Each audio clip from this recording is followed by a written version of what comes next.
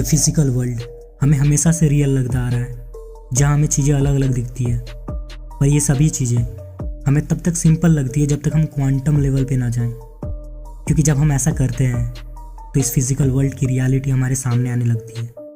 और वो सभी चीज़ें जिनको हम अब तक ना मानते आ रहे थे, हम मजबूर हो जाते हैं उनको मानने पर। अगर हम मेन स्ट्रीम साइंस के अकॉर्डिंग भी देखें तो पूरा यूनिवर्स में जो कुछ भी एनर्जी के फॉर्म में एग्जिस्ट करता है, इलेक्ट्रोमैग्नेटिक स्पेक्ट्रम उसका सिर्फ 0.005% है। और उसी 0.005% के अंदर विजिबल लाइट स्पेक्ट्रम एक छोटा सा पोर्शन है, जो खुद उस 0.005% का 005% है, जिसके अंदर हमारा विजन काम करता है और हम चीज़ों को देख पाते हैं। इस बैंड के बाहर जो कुछ भी एग्जिस्ट करता है वो चीज़ें हमें दिखती नहीं हैं, पर इसका मतलब ये नहीं कि वो चीज़ें एग्जिस्ट नहीं करती। We are basically blind. The double slit experiment. Einstein ने बताया था कि लाइट छोटे छोटे पार्टिकल से मिलकर बना होता है, जिसको हम फोटॉन्स के नाम से जानते हैं, जो पार्टिकल की तरह बिहेव करते हैं, जिसको आप फोटो इलेक्ट्रिक इफेक्ट से भी समझ सकते हैं। लेकिन यंग का मानना था कि लाइट को जिस तरह डिफाइन किया गया इतने सिंपल शब्दों में, वो इतना सिंपल है नहीं। उस वक्त ये सवाल बना हुआ था कि लाइट वेव नेचर शो करता है या फिर पार्टिकल नेचर। यंग का कहना था कि लाइट के कई सारे क्वालिटीज़ होते हैं, जैसे कि रिफ्रैक्शन और डिफ्रैक्शन, जिसको न्यूटन के थ्योरीज से भी एक्सप्लेन नहीं किया जा सकता, जो उनको सीधा डबल स्लिट एक्सपेरिमेंट पे ले आया। पर शायद उन्हें इस बात का कोई अंदाज़ा नहीं था कि उनका सिर्फ ये एक एक्सपेरिमेंट आगे चलकर न जाने किन किन चीज़ों से पर्दा हटाएगा। उन्होंने अपने लैब में एक एक्सपेरिमेंट किया जिसमें लाइट को दो पतले स्लिट से पास किया गया, जिसके बाद उन्हें एक इंटरफेरेंस पैटर्न देखने को मिला जो कि लाइट के वेव नेचर को शो कर रहा था। तो आइंस्टाइन के फोटोन वाली थ्योरी और इस एक्सपेरिमेंट से ये पता चल रहा था कि लाइट के पास डुअल नेचर होता है। वो वेव के फॉर्म में भी एग्जिस्ट करता है और पार्टिकल के फॉर्म में भी। और इस तरह सभी वेव्स, चाहे वो साउंड वेव हो, वाटर वेव हो या फिर लाइट वेव, ये सभी इंटरफेरेंस पैटर्न बनाते हैं।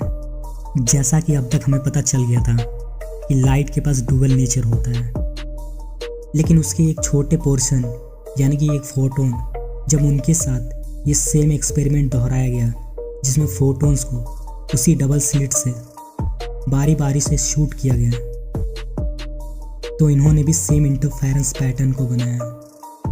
पर ये कैसे हो सकता था, क्योंकि फोटोन्स तो पार्टिकल होते हैं, वो इंटरफेरेंस पैटर्न कैसे बना सकते हैं। लेकिन जब एक डिटेक्टर को उन दो स्लिट्स के पास रखा गया और इस एक्सपेरिमेंट को दोहराया गया, तो वो जो फोटोन्स अब तक वेव नेचर शो कर रहे थे और इंटरफेरेंस पैटर्न बना रहे थे, इस बार ऐसा नहीं हुआ। इस बार उन्होंने कोई इंटरफेरेंस पैटर्न नहीं बनाया, जो कि बहुत शॉकिंग था। मानो कि फोटोन्स को पता चल गया कि उन्हें कोई देख रहा है और ऑब्जर्व कर रहा है, इसीलिए उन्होंने इंटरफेरेंस पैटर्न बनाना बंद कर दिया। और जब ये सेम एक्सपेरिमेंट इलेक्ट्रॉन के साथ किया गया, तो उन्होंने भी डुअल नेचर को शो किया। वो इलेक्ट्रॉन्स भी वेव और पार्टिकल्स दोनों तरह से बिहेव कर रहे थे, और सभी मैटर के साथ भी यही होता है।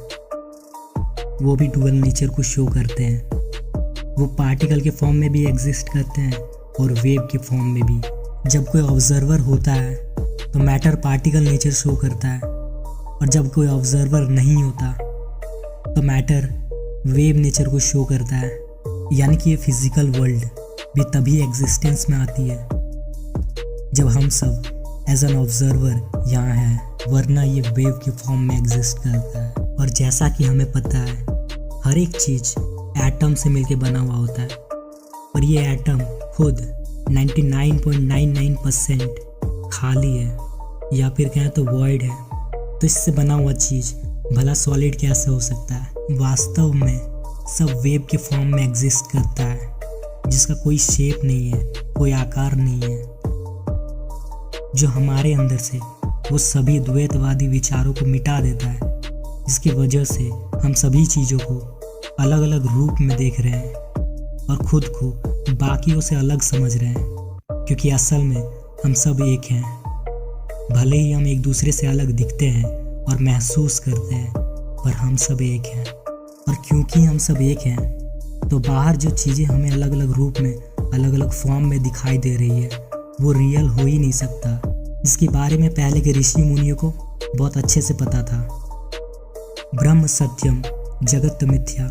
कुछ लोग शरीर को आत्मा से अलग मानते हैं और कुछ लोग आत्मा को परमात्मा से अलग मानते हैं। पर शिव सूत्रा का पहला ही सूत्र इन द्वैतवादी विचारों को एक झटके में खत्म कर देता है, जो कि है चैतन्यम आत्मा, विच मीन्स चेतना ही आत्मा है।